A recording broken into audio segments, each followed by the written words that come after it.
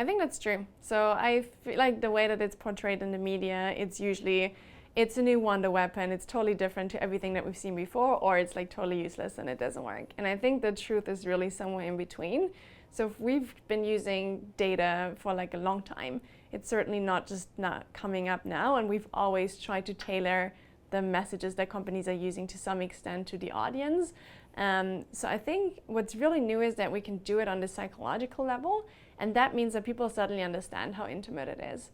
So I don't think it's a huge jump in terms of whether we can predict behavior more or less accurately, but I think it's really this idea that people suddenly realize, oh, it's not just all of my Facebook likes that companies are now using, but they can actually infer that I'm extroverted, and that seems much, much more intimate than, say, Facebook using 1,000 behavioral dimensions to make predictions.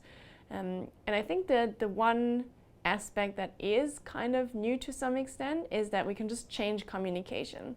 So everything before was mostly focused on predicting future behavior, so saying like, what is someone going to purchase, which song is someone going to listen to. And now that we kind of have psychology around it, we can actually start crafting different messages. So we can say, okay, we talk to an extrovert in a different way than we talk to an introvert.